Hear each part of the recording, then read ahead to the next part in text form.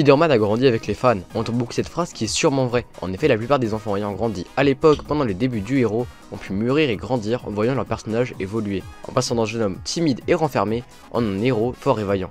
Car justement, Peter Parker vieillit durant tous les comics, bien que de nouvelles versions continuent de sortir pour plaire au nouveau public, qui n'auront pas eu cette chance. Je citerai par exemple Miles Morales ou Ultimate Spider-Man qui sont clairement là pour plaire et évoluer avec un nouveau lectorat. Aujourd'hui, nous parlerons d'une histoire bien sombre qui tourne autour de cette thématique. Salut, c'est Marley et juste avant de commencer, désolé pour le manque de vidéos. La dernière remonte à un bon bout de temps, mais sachez que je reste actif sur TikTok à raison d'environ une vidéo par jour. Bref, aujourd'hui je vais vous parler d'une histoire peu connue du tisseur. Elle se nomme Spider-Man l'Empire. Pour les lecteurs habitués d'histoires originales et qui sortent du lot, vous connaissez peut-être les séries Old Man. Ces séries de comics se trouvent dans le même univers, avec notamment des titres tels que Old Man Logan, Old Man Quill ou même Old Man Hawkeye. Vous aurez pu, grâce au titre de ces histoires, en deviner le concept. En effet, comme leur nom l'indique, ces séries nous présentent certains personnages Marvel populaires, mais devenus âgés, dans un environnement ayant lui aussi pris de l'âge. Ces séries ont rencontré un succès phare, et si le sujet vous intéresse, je ne peux que vous recommander l'excellente vidéo de Core Einstein dessus. Donc ce dont on va parler aujourd'hui est dans le même registre, voir un héros devenu plus ou moins vieux affronter des ennemis bien réels d'une personne adulte. Je ne peux que faire le parallèle avec une série bien trop peu connue à mon goût de chez DC Comics, Animal Man, de Jeff Lemire, qui nous montre un héros déjà créé dans le passé, faire face, désormais père, au compromis travail-famille que des parents du monde réel auraient eux aussi à gérer. Attention, bien que ce soit des thématiques similaires, les séries que j'ai citées auparavant ne coïncident absolument pas avec le comics dont on va parler aujourd'hui. Ce comics trace deux histoires parallèles qui se déroulent au même endroit, mais avec des personnages différents. Mais avant ça, parlons du contexte. Spider-Man, le héros protecteur de New York, a rangé son costume. Il est désormais redevenu l'homme lambda qu'il était. Depuis lors, la sécurité des New-Yorkais repose sur le maire, qui mettra en place une armée pour surveiller et donner de l'ordre à la ville, la milice. Ces derniers sont armés et ont beaucoup de droits pour arrêter les criminels. Avec eux, la violence et la mort sont devenues monnaie courante. Ils arrêteront donc beaucoup de super criminels, donc des vilains à super pouvoir. Et ils les arrêteront si bien que depuis 10 ans, il n'y a pas eu un seul crime commis par un super humain. Les médias s'en vanteront même. Malheureusement, ce climat de paix n'est pas aussi rose qu'on ne le laisse paraître. En effet, la milice punit sévèrement le moindre crime, même si son ampleur n'est pas aussi démesurée que la sanction attribuée. Les citoyens vivront donc dans la peur du gouvernement et renfermés dans une fausse façade de paix, alors que des gens meurent pour un simple graffiti dehors. Histoire de ne rien arranger, le maire compte désormais déposer un dôme au-dessus de New York, pour, dit-il, garantir une meilleure sécurité aux habitants. Mais on s'en doute, c'est surtout pour garder un meilleur contrôle sur eux. C'est donc dans cette ville qui part vraiment en vrille que Peter Parker vit. Au début de l'histoire, on le voit se faire renvoyer de son travail dans lequel il aurait été embauché, paraît-il, seulement 2 semaines avant. On découvre donc un vieillard vide et perdu, qui rentre alors chez lui tout en croisant le fameux deuxième point de vue de l'histoire. Des jeunes voulant résister à ce système plutôt controversé pour nous, les lecteurs. Seulement, la milice les violente si fortement qu'ils vont même parfois les tuer. Ainsi, une véritable résistance clandestine va se former, afin de lutter contre cette société plus que bancale. Cette alliance sera dirigée par J. Jonah Jameson lui-même, qui ira d'ailleurs dans l'histoire demander de l'aide à Peter. Pourtant, l'ancien super-héros ne fait plus que se morfondre dans sa tristesse et sa solitude. Solitude qui a pourtant l'air d'être comblée par MJ, n'ayant pas l'air d'avoir été atteinte par l'âge et le temps. Elle demeure dans l'appartement de Peter, silencieuse. Mais nous, les lecteurs, comprenons directement. Elle n'est malheureusement qu'une image créée par l'imaginaire de Peter. MJ n'est sûrement plus. Comment ?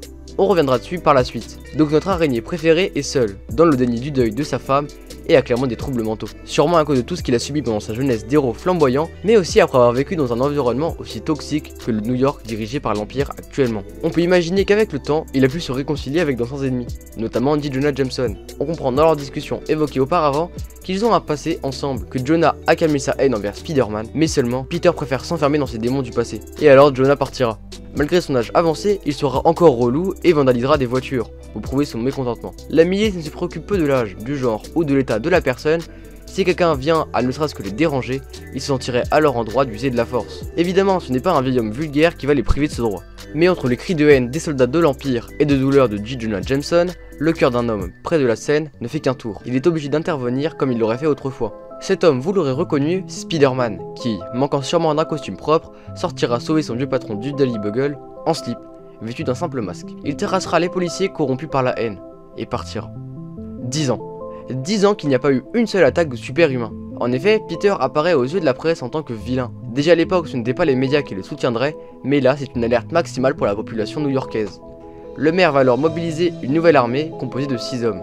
En échange de leur coopération, ils pourraient la sortir de la ville avant que le dôme ne soit déposé. Ces 6 hommes ne sont autres que l'Homme Sable, Kraven le Chasseur, le Scorpion, Hydro-Man, Electro et Mysterio, ceux qui pouvaient être considérés tels que les Sinister Six autrefois. Leur objectif sera de retrouver l'Homme Araignée, responsable de l'emprisonnement de la plupart d'entre eux. Peter n'a plus le choix, il doit s'enfuir. Il veut quitter la ville au plus vite. Quant au résistant, le deuxième protagoniste de l'histoire, une fille dont le nom ne nous a pas été révélé, sera recrutée dans le groupe de rebelles dirigé par Jonah. Une vraie alliance s'est formée et ils sont prêts à ouvrir les yeux à la population. Ils sont prêts à faire changer les choses alors que Peter ne fait qu'observer par sa fenêtre. Et alors que la tension atteint son paroxysme, un ancien héros revient sur le devant de la scène. Cherchez pas à le deviner, il n'est que très peu connu du grand public, c'est Hypno Hustler. Son pouvoir consiste à faire danser sa victime grâce à son poste de musique. Ainsi, il bloquera les hommes de la milice forcés à danser sans s'arrêter. Malheureusement pour lui, ses pulls n'étaient pas très neuves et son poste s'arrêtera de jouer la musique, libérant les miliciens et leurs armes, qu'ils utiliseront aussitôt pour abattre le vieil homme. À ce moment, c'en est trop pour Peter. Trop d'hommes sont morts pour leurs convictions, comme des vrais héros. Il doit lui aussi aider les autres, comme il le faisait autrefois. C'est parti. Peter retrouve son costume et on peut à nouveau l'appeler Spider-Man. Il se battra contre la milice, ce qui motivera la résistance à faire de même, puis même certains passants, révoltés par ce qu'ils viennent de voir, un vieillard se faire abattre sous leurs yeux. Mais là, tout ne se passera pas comme prévu. En effet, les anciens Sinister Six arriveront eux aussi, prêts à se venger du passé et surtout de Spider-Man.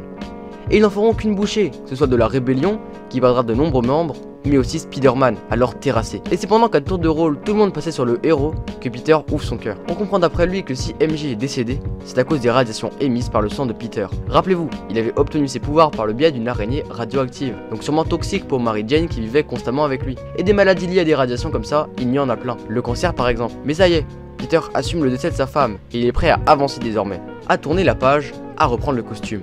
Pendant ce temps-là, la rébellion se reforme avec à sa tête la deuxième protagoniste de l'histoire, qui affrontera la brigade de l'homme sable. Notre deuxième héroïne va alors utiliser un super pouvoir dont elle ignorait elle-même l'existence. Elle se transformera, contre toute attente, en femme pierre. Changer son corps en une matière, ça ne vous rappelle pas quelque chose? Justement, c'est à ce moment-là que l'homme sabre reconnaîtra sa fille. Il fera tout pour la protéger, quitte à se retourner contre l'Empire. De l'autre côté, alors que Spider-Man est de retour, un méchant très iconique de la franchise l'est tout autant. Ce dernier a même eu des films au cinéma tout récemment. En effet, le maire de New York se révélera être hôte du symbiote Venom. Et là, ça part en vrille. Peter, lui, va affronter Electro et Hydro-Man. Bon, l'eau et l'électricité, ça va pas trop ensemble, et ça se verra. Par la suite, c'est le Scorpion qui va faire son entrée, mais Peter n'en a plus rien à faire. Il l'envoie pas à la fenêtre du haut d'un très haut building, quitte à le tuer. Mysterio arrive juste après, lui faisant ressurgir ses souvenirs les plus tristes. Mais Spider-Man n'est plus le même. Maintenant, il ne se cache plus, et un de plus au tapis. Pendant ce temps-là, le symbiote est en totale expansion, et il grandit et consomme la ville à petit feu, prenant les bâtiments et ses habitants avec lui. Et là, plus qu'un, un ennemi qui a pu donner du fil à retordre à Spidey par le passé, Kraven. Et malgré un gaz hallucinogène faisant voir toutes ses plus grandes peurs aux héros, il les affronte et les assume, tout au contraire du chasseur qui sera submergé par sa crainte et échouera. Du côté de l'homme sable, c'est fini. Sa fille qui est aussi le deuxième protagoniste et qui venait juste de retrouver, vient de décéder. Plus rien ne compte aux yeux du vilain maintenant. Donc plus qu'un seul affrontement restant pour Peter, le monstre avec qui il faisait symbiose dans le passé. Mais il est trop faible et vieux pour espérer le vaincre. Heureusement, un souvenir de sa vie heureuse et passée parviendra à lui redonner envie de se battre. Venom se dédouble en milliers de clones, quasiment tous à la poursuite de son ennemi. Les deux camps se tiennent tête, mais Spidey prend très cher. Heureusement, l'homme sable est là pour lui donner quelque chose avant de se sacrifier pour permettre au vieil homme de comprendre. Cette chose que l'homme sable lui a conférée n'est autre qu'un détonateur. Explosant le building où se trouvent les Venom. Ce n'est fini de l'Empire, du dôme et des vilains qui étaient présents. Peter survivra à cette explosion et reprendra son service. Car malgré son âge, il est et restera un super héros. J'ai donc fini de vous raconter le comics Spider-Man l'Empire et ce fut un plaisir de l'analyser et d'en comprendre le sens profond. Il y a de forts thèmes accompagnés d'une mélancolie causée par la disparition de certains personnages. On a rarement vu Peter dans une situation pareille et New York dans une telle dystopie. Pourtant il reste des défauts, les dessins qui sont parfois approximatifs. Bon, ça c'est le style de l'auteur et ça reste par rapport à mes goûts à moi. Je trouve aussi qu'il y a trop de métaphores et de sous-entendus en parallèle de l'histoire, qui sont parfois assez durs à comprendre et pas forcément utiles. Sinon ça reste une très bonne histoire et je peux que vous conseiller de vous procurer le comics, avant que vous fassiez votre propre avis dessus. Merci d'avoir suivi la vidéo, je pense bien reprendre les vidéos à l'avenir, j'ai pas mal de projets en parallèle qui arrivent bientôt. Et si jamais, j'ai à peu près le même contenu sur TikTok, donc venez me suivre là-bas. À la prochaine!